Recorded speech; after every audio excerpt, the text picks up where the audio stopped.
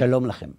חצי שנה לפני הקמת המדינה, הקים הוועד הלאומי של היישוב היהודי את ועדת הביטחון שגייסה חיילים לקראת מלחמת השחרור. במרץ 1948 הוציא ישראל גלילי הוראה אל כל חטיבות צה"ל שבני הישיבות פטורים משירות צבאי. באותם ימים היו כלולים בהסדר הזה 400 בחורי ישיבה. היום, יותר מ-70 שנה אחרי, ציבור לומדי התורה מונה הרבה יותר מ-50,000 בחורי ישיבות.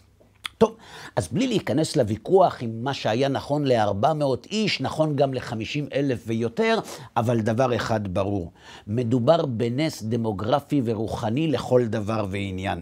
מי שלא חושב כך, הוא יכול להיעזר בציטוט שיוחס לבן גוריון שאמר אז שהוא מעניק פטור לבני ישיבות כי בעוד 30 שנה יהיו חרדים רק במוזיאון. אלא חברים שבלהט הוויכוח בעד בני הישיבות או נגדם נדחקת הצידה השאלה היותר חשובה. איך זה קרה? איך זה שלמרות כל התחזיות אין חרדים במוזיאון? איך זה שלמרות רדיפת התורה לאורך כל הגלות, היא שבה לארץ ישראל עם הקמת המדינה, וכנגד כל הסיכויים היא פורחת במדינת ישראל כמו שהיא לא פרחה מעולם? ואם תוסיפו לזה חברים את הרדיפה המתמדת של התורה ולומדיה על ידי אומות העולם, השאלה איך שרדה התורה תתעצם עוד יותר. ואם אתם לא מסכימים, קחו דף ועט ופשוט תרשמו. בי"ז בתמוז שרף אפוסטומוס היווני את התורה. את רבי חנינא בן דוסה שרפו מאוחר יותר הרומאים כשהוא כרוך בספר תורה. במסעי הצלב נשרפו בתי כנסת על ספרי התורה שבהם. ב-1242 נשרפו בפריז 24 קרונות של ספרי תורה ותלמוד, וזה עוד לפני המצאת הדפוס. בשנת 1554 נשרף התלמוד ברומא ולאחר מכן גם בבולוניה, בוונציה, בפררה ובמנטובה. 5 שנים אחר כך הורה האפיפיור על שריפת 12,000 ספרי תלמוד בקרמונה, ואת שאר ספרי היהודים הוא שלח לבדיקה של הצנזורה. ונכון, גם פולין תרמה את החלק שלה. ב-1757 נשרפו בפולין 1,000 עותקים של התלמוד הבבלי, וכל הרשימה הזאת עדיין לא כוללת את שריפת הספרים במהלך השואה, ואת שריפת לומדי התורה לאורך ההיסטוריה. בקיצור, כל בר דעת מבין שעולם התורה של ימינו, גם אם הוא מעורר כעס או עוינות אצל חלק מהציבור בישראל, מדובר בנס כל כך גלוי שצריך להיות עיוור כדי לא לראות את הנס של תחיית התורה ותחיית לומדי התורה למרות כל הרשימה הארוכה שהזכרנו. וכאן השאלה חוזרת. למה? או יותר נכון, איך? האם יש הסבר מניח את הדעת לתופעה המופלאה הזאת? אז זהו חברים, מסתבר שיש, והתשובה מופיעה בפרשת השבוע.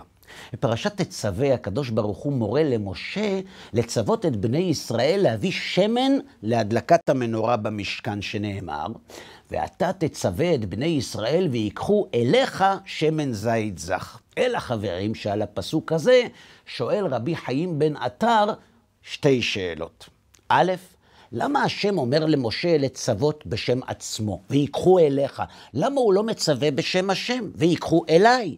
והשאלה השנייה, למה נאמר בהדלקת המנורה מחוץ לפרוכת העדות? מה הקשר בין העדות למנורה? על מה המנורה מעידה? והתשובה של האור החיים הקדוש מסבירה את הכל, וכך הוא כותב.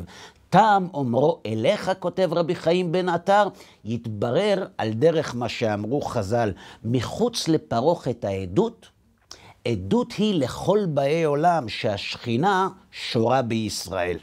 טוב, ועל מה נשענת העדות? אומר האור החיים הקדוש, אמר רב, זה נר המערבי שלא קבע מעולם. כלומר, שהנר המערבי שבמנורה לא קבע מול הפרוכת כדי להעיד עדות. על מה? שהשכינה שורה בישראל. השאלה חברים, למה צריך להעיד על זה? וגם על זה עונה המדרש, שהיו ליצני הדור מתלוצצים על משה לומר, אפשר שהשכינה שורה על מעשה של משה? הבנתם חברים? לפי האור החיים הקדוש, בדור של משה היו ליצנים שטענו שהקדוש ברוך הוא לא באמת מתעניין במשכן ובקורבנות, ושמשה ממציא מצוות מעצמו. לכן לא קבע הנר המערבי כדי להעיד שהשכינה כן שורה בעם ישראל, ואת זה היא עושה על ידי התורה שמשה הוריד לעם ישראל, ושהוא לא המציא שום מצווה מדעתו. מי שלא מאמין, פשוט צריך לחזות בנס של הנר המערבי שלא קבע. לכן נאמר, ויקחו אליך, כי המנורה מעידה שמשה אמת ותורתו אמת. אתם שואלים איך זה קשור ללומדי התורה? פשוט מאוד. אם הנר המערבי הוא עדות לאמיתות התורה ולנבואת משה, מה יעיד עליהם כשהמקדש יחרב? והתשובה פשוטה, תורת משה ולומדי תורת משה. הם יעידו. איך?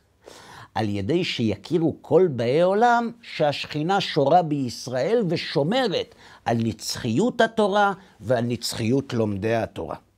אפשר חברים להתווכח על מעמדם של בני הישיבות, אבל על דבר אחד אי אפשר להתווכח. נצחיות התורה ונצחיות לומדי התורה באה בימינו לידי ביטוי כמו שהיא לא באה מעולם. למרות תנועת ההשכלה, למרות ההתבוללות, למרות חורבן יהודי אירופה, ולמרות שהיה נראה בקום המדינה שעוד 30 שנה יהיו חרדים רק במוזיאון, עצם העיסוק במעמד בני הישיבות במאה ה-21 הוא ההוכחה שלא קבע הנר המערבי ושהשכינה שורה בישראל. אז למה חברים, רק באי עולם יכירו בעדות הזאת? למה לא עם ישראל? אז ככה, גם כי אין בעל הנס מכיר בניסו, וגם כי יש בנו כאלה שלא אוהבים את הנס הזה, ולכן הם בוחרים להתעלם ממנו. לכן כל מי שמחפש להצר את צעדיהם של לומדי התורה, צריך לקחת בחשבון שהוא מתעסק עם הנר המערבי, שהוא מתעסק עם נס לא טבעי. ועוד נקודה לסיום.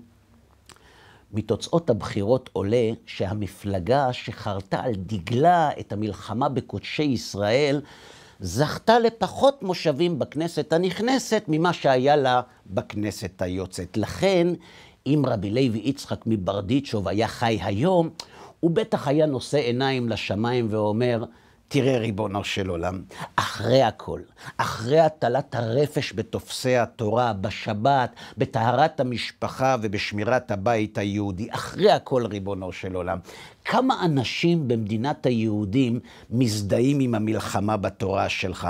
נכון, הרבה פחות ממה שהיה קודם. אתה הרי רואה שלמרות כל הרוחות הרעות, הנר המערבי שלך ממשיך לדלוק.